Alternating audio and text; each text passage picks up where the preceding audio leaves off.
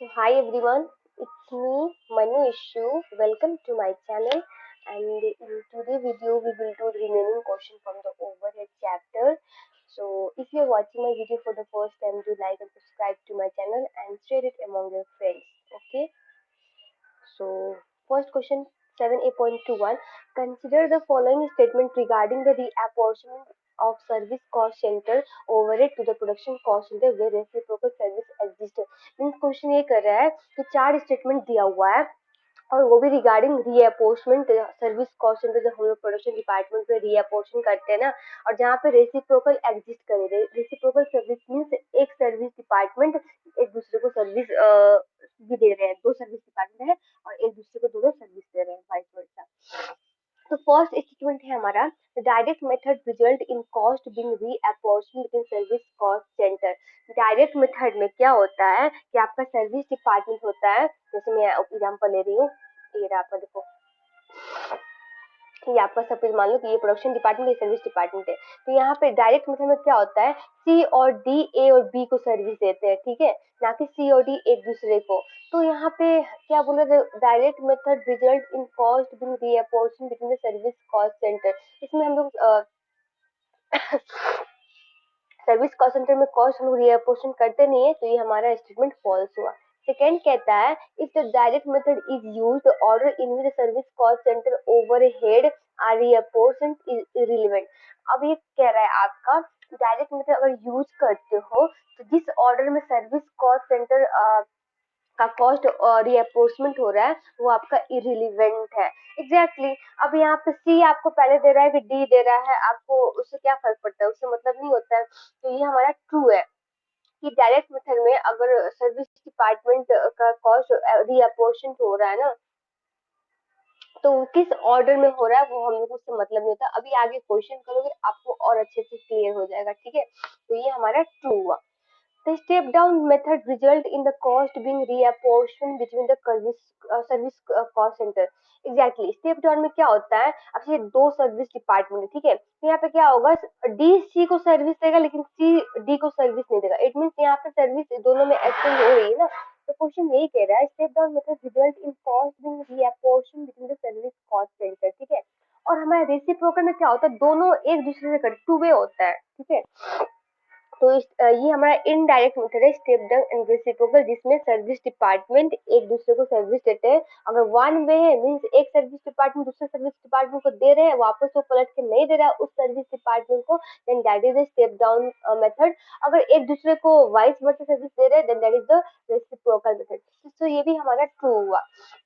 The step down method in which the order in which service cost center overhead are reapportioned is irrelevant. ये हमारा false है, ये हमारे लिए relevant है कि अगर कौन सा पहले सर्विस डिपार्टमेंट का हमारा कॉस्ट reapportion हो रहा है। आगे एग्जाम्पल आगे क्वेश्चन आप करोगे तो और क्लियर हो जाएगा। तो let's move to the next question, आपको और क्लियर हो जाएगा, नहीं होगा तो मैं फिर लास्ट में इसको और एक्सप्लेन कर दूंगी, ठीक है, क्वेश्चन करने के बाद।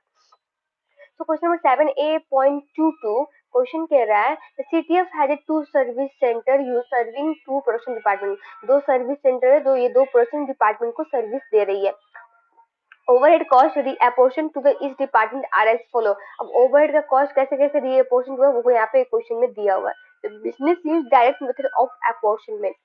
तो डायरेक्ट मेथड में मैंने बोला कि सर्विस डिपार्टमेंट का एक दूसरे को कॉस्ट नहीं देते हैं, ठीक है। अभी करेंगे तो और क्लियर हो जाएगा। So after the apportionment of service center to the production department, what will the total overhead cost for the mixing department? Mixing department का कॉस्ट क्या हो जाएगा आफ्टर अपॉर्चमेंट। तो ये अभी और क्लियर हो जाएगा।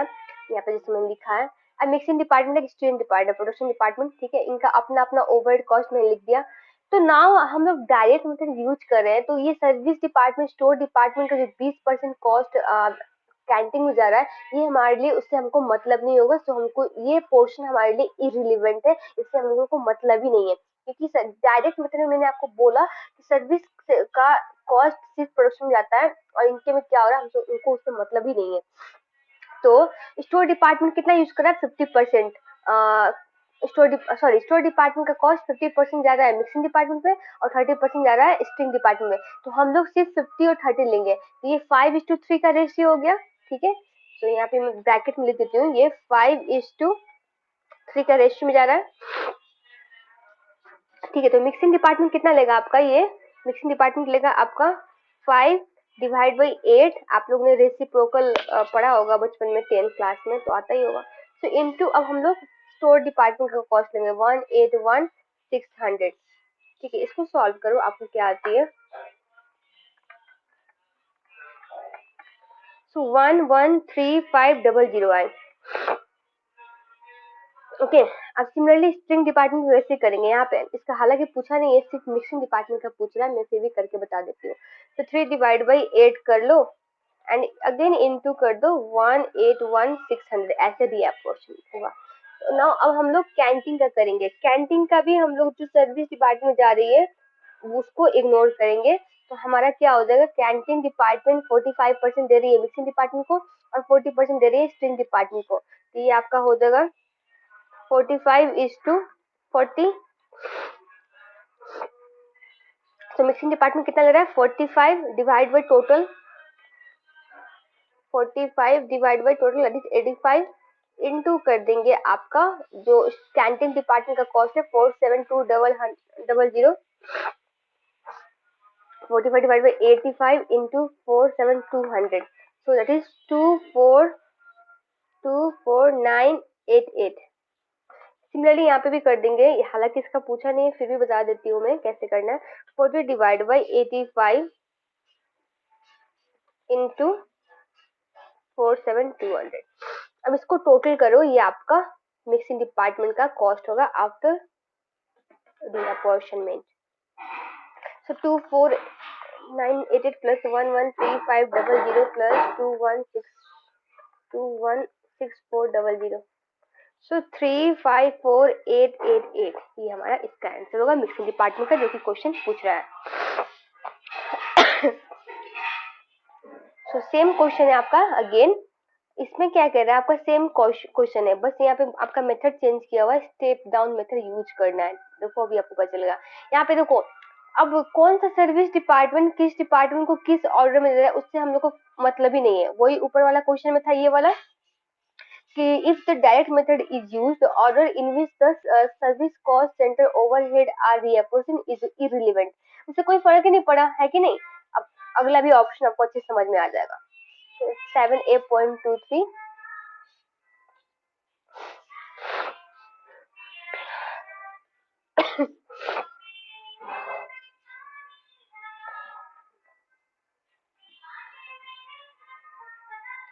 यहाँ पे किसका कॉस्ट पूछ रहा है, हम लोग को मिक्सिंग डिपार्टमेंट का ही पूछ रहा है। ओके फाइन, सो ओवरहेड कॉस्ट सेम है दोनों में, वही होगा। अब स्टेप डाउन, ये डायरेक्ट मेथड के अकॉर्डिंग था, अब स्टेप डाउन के मेथड के अकॉर्डिंग हम लोग रीअपॉर्शन करेंगे और कैसे करेंगे बताते हैं। ठीक है, स्टेप डाउन में क्या होता है कि एक सर्विस डिपार्टमेंट दूसरे को सर्विस देता है लेकिन वो पलट के उसको सर्विस नहीं देता, ये था ना। ओके, तो अभी बताती हूँ, जस्ट वेट।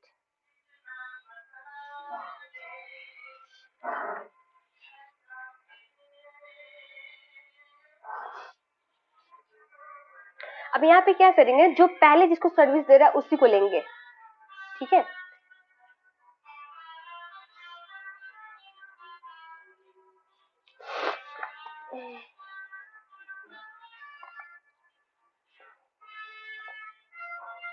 अब यहाँ पे ये तो प्रोडक्शन डिपार्टमेंट का हो गया, एक और लाइन बनाना होगा, जस्ट वेट, ये सब एक्सप्लेन कर दूंगी, डोंट वरी। ये सर्विस का क्या हमारा सॉरी सॉरी सॉरी, ये स्टोर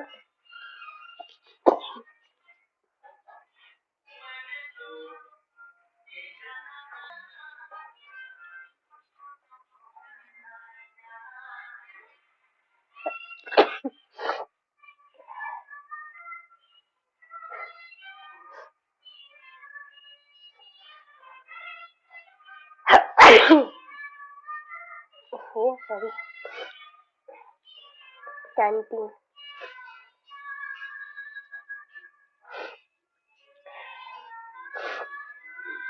181,600, इसका कितना है कैंटीन का 47200। ओके, सबसे पहले हम लोग को यहाँ पे ऑर्डर मैटर करता है, उस ऊपर में यही लिखा हुआ था, ये लास्ट लाइन पढ़ो। If step down method is use the order in which service cost centre overhead are the apportioned is not irrelevant, it is relevant for us.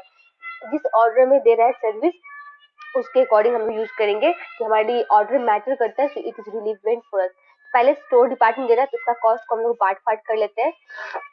Store okay, तो 50% यहाँ आ रहा है स्टोर का, तो 50% of 81600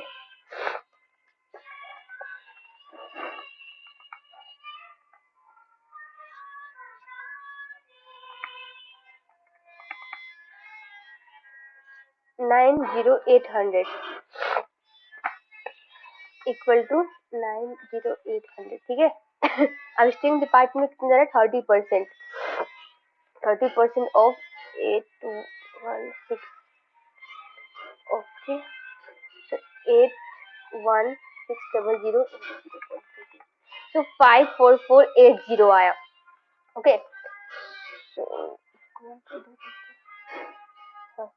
तो store department कितना आएगा, store department तो ये खाली हो जाएगा, इसको माइनस कर देते हैं 181, इसका कॉस्ट तो जा रहा है सब में, ओके। तो कैंटीन डिपार्टमेंट 20%, 20% का कितना होगा,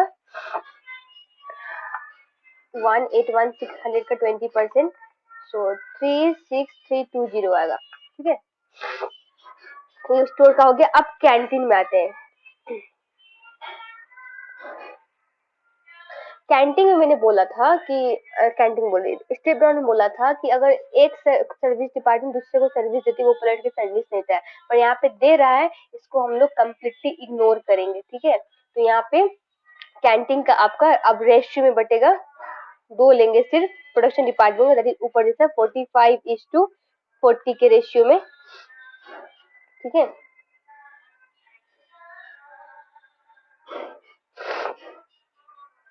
तो यहाँ पे 45 ऊपर जैसा ही हो जाएगा, ये सेम यही line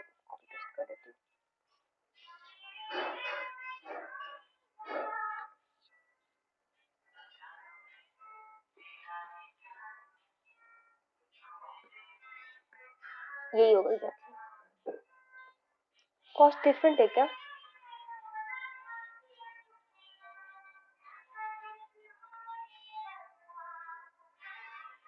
oh shit shit shit, sorry sorry, एक मिनट। और 45:40 के रेशियो में बटेगा, ठीक है, बट यहाँ पे अब लेंगे 45 डिवाइड बाई 85 लेंगे वो तो, पर इंटू 47,200 नहीं। अब कैंटीन कॉस्ट का टोटल कॉस्ट यहाँ पे देखो कितना हो गया है, ये टोटल करो, प्लस 47,200, सो 83520 इसका टोटल है। अब इसके अकॉर्डिंग हम लोग ये रेशियो में बांटेंगे कॉस्ट को, सो अब यहाँ पे आ जाएगा 83520, कितना आ रहा है,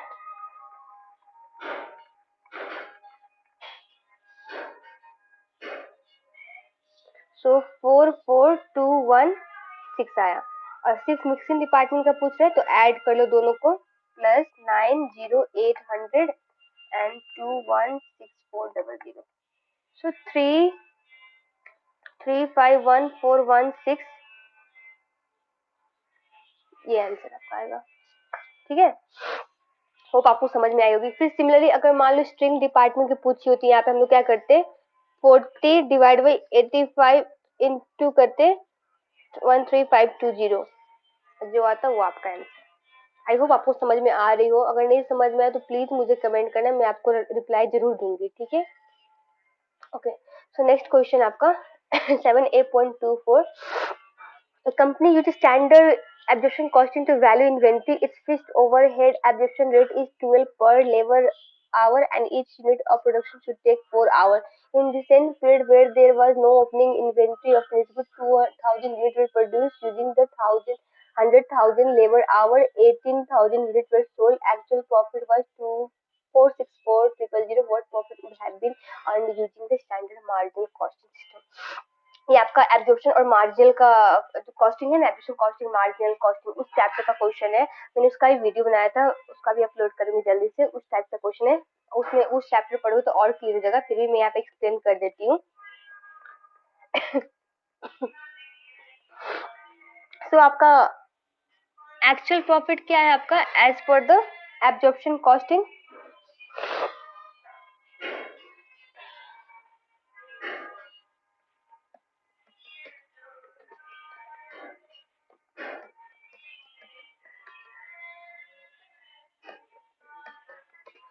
कितना है आपका 464300। और रिकनसाइलिंग पढ़े होगा, आप लोगों ने पढ़ा ही होगा। एक सेकेंड ना, रिकनसाइलिंग में क्या करते हैं हम लोग, यहाँ पे लेते हैं profit as per marginal costing, और यहाँ पे हम लोग क्या करते हैं, change in level of inventory into यहाँ पे फिक्स्ड ओ ए आर लेते हैं, फिक्स्ड ओ ए आर। ठीक है, अब यहाँ पे हम लोग प्लस भी होता है और माइनस भी होता है। अब किस किस कंडीशन में वो भी बताऊंगी। उसके बाद हमारा ये आंसर आता है। ठीक है, तो हम लोग को ये फाइंड करना है। ये एक्स मान लो, ये भी दिखते हैं, और ये हमारा 464123 दिया हुआ है।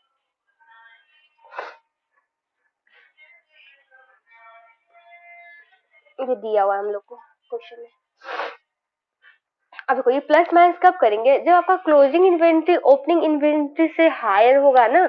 क्लोजिंग इन्वेंट्री ओपनिंग इन्वेंट्री से हायर होगा, उस केस में प्लस करेंगे। और ओपनिंग इन्वेंट्री क्लोजिंग इन्वेंट्री से हायर होगा, उस केस में माइनस करेंगे। ठीक है, ओपनिंग इन्वेंट्री हायर होगा, वो दोनों का डिफरेंस देन हम लोग माइनस करेंगे।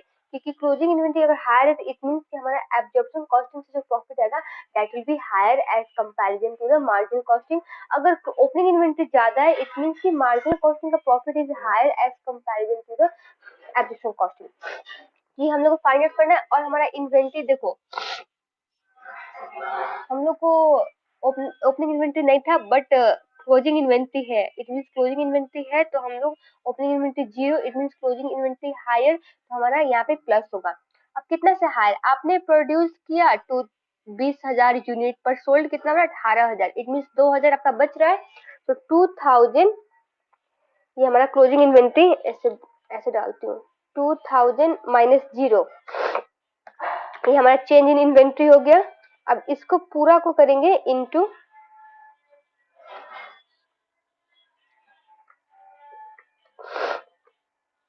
2,000, closing inventory minus opening inventory 0 है, और हमारा क्लोजिंग इन्वेंट्री हायर, इसलिए हम प्लस करेंगे। अब इनटू करेंगे फिक्स्ड ओएआर। तो हम लोग को ओएआर पर यूनिट लेना होगा। हम लोग को 12 पर आवर दिया है, इंटू 4 भी करेंगे। सो यहाँ पे 12 इंटू 4 करेंगे तो पर यूनिट आ जाएगा। और हम लोग फाइंड कर ले इक्वेशन के अकॉर्डिंग। सो एक्स प्लस ये 2,000 इंटू 12 इंटू 4 करने के बाद 96,000 इक्वल टू 464123। तो एक्स की वैल्यू क्या आ जाएगी, 368123। ये आपका profit as per the marginal costing. अभी हम लोग एब्जॉर्प्शन मार्जिनल कॉस्टिंग के चैप्टर करेंगे तो और क्लैरिटी हो जाएगी आपको। Okay, so question number 78.25. The following question is taken from the January to okay. A company uses blanket overhead absorption rate of 5 per direct labor hour. Blanket मतलब एक ही OR हम लोग सारी चीज के लिए यूज करते हैं। So actual overhead expenditure in the period are this. What is which of the following statement is true? Okay.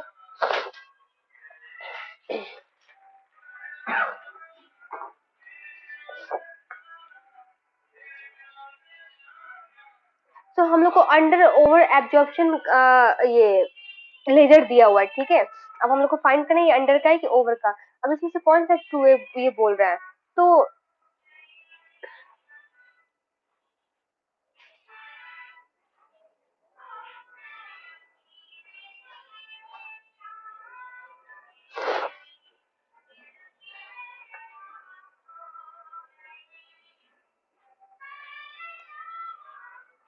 एक चीज नोट डाउन कर लो, अंडर एब्जॉर्प्शन में क्या क्या होता है।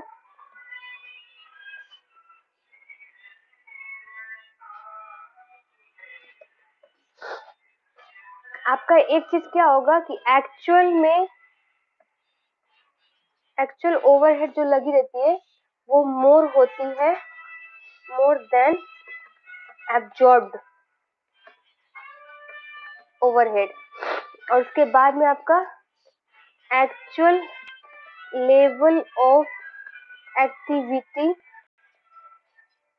लेस होती है बजटेड।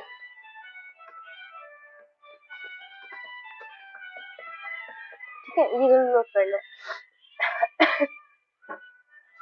अब देखो अंडर एब्जॉर्प्शन में हमारा क्या होता है, लॉस होता है, पीएल में जाता है ना, तो इसकी जर्नल एंट्री क्या होती है आपकी, debit PNL and credit under absorption. तो अंडर, पहले जर्नल एंट्री देखते हैं इसमें।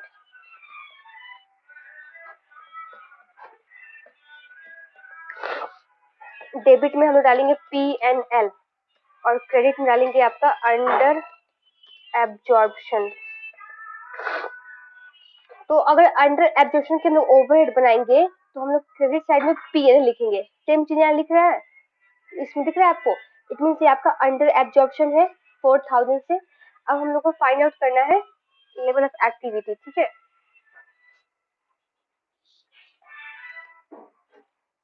तो 5 पर लेबर आवर दिया हुआ है ना आपको।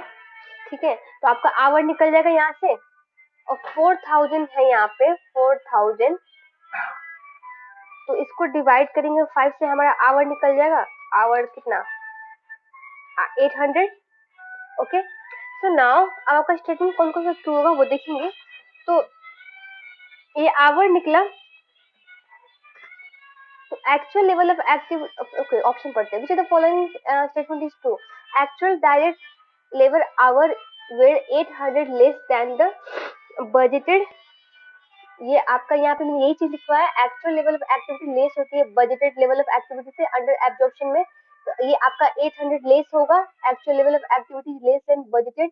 ये आपका फर्स्ट वाला ऑप्शन ट्रू होने हुआ।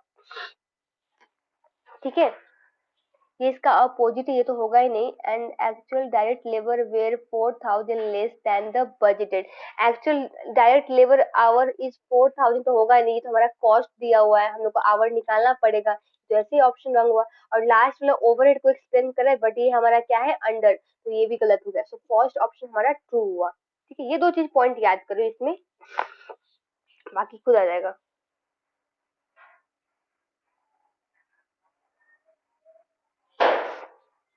So last question 7.26. The accountant is using repeated distribution method to reapportion service department cost. Repeated मतलब reciprocal. And the following tables show the work she has done so far. Figure that are yet to be calculated as shown. Okay, what is the total production overhead for the production department 1 after the remaining reapportionment of the overhead service department X? Okay. 7.26. So department x का पूछ रहा है, department x का, department x sir department one का पूछ रहा है, sorry department one.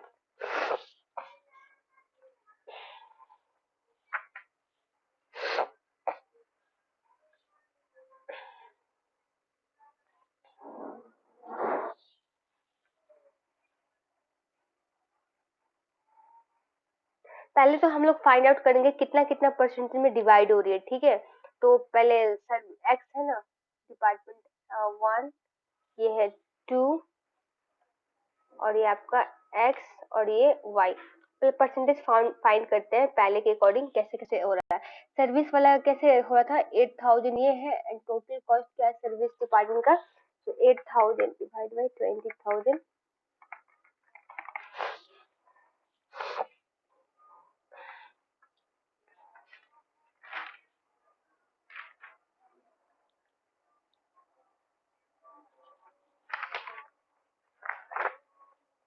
सो 40% दे रहा है एक्स डिपार्टमेंट को। कैसे कैलकुलेट किया पता है ना आपको, 8000 लिया यहाँ से और total cost of service department divide करके इंटू 100 कर दिया। सिमिलरली 2 को कितना दे रहा है 10,000, 10,000 डिवाइड बाई 20,000 इंटू 10, सो 50% दे रहा है इसको। और सिमिलरली इसी का सिर्फ लेते हैं, ठीक है, और इसको 10% दे रहा है, ये तो बढ़ ही रहा है, 10% बचा। ये परसेंटेज पता चल गया ना कैसे कैसे निकाला है। सिर्फ सर्विस डिपार्टमेंट एक्स का देखो और उसके अकॉर्डिंग परसेंट कैलकुलेट करना है। ये 8,000 ये हमारा लगा हुआ है, टोटल कॉस्ट इसका ये था, इंटू 100 किया है मैंने बस। तो सर्विस डिपार्टमेंट एक्स का कॉस्ट पूछ रहा है कि 600 जो जा रहा है, अब कैसे कैसे डिवाइड करेंगे इसके लिए पूछ रहा है ना। तो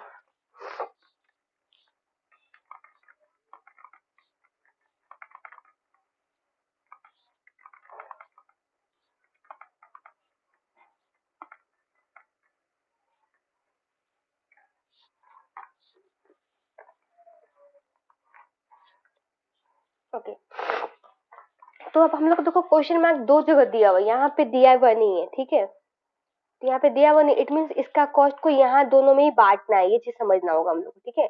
इस 600 को इसी में बांटना है। अब किस रेशियो में बांटेंगे, अब हम लोग रेशियो भी फाइंड आउट कर लिए हैं, अब इन दोनों का सिर्फ लेंगे, दैट इज द 40:50 का रेशियो लेंगे, ठीक है। तो यहाँ पे 40 डिवाइड बाई 90 इंटू कॉस्ट क्या है 600, इसको करो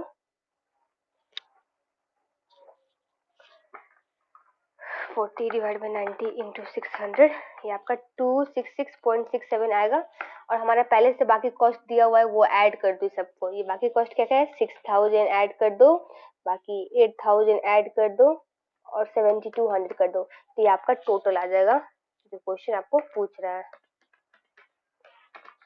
सो प्लस 7,200 प्लस 8,000 प्लस 60,000, सो 7,5,4,6,7, ये आपका टोटल आ रहा है।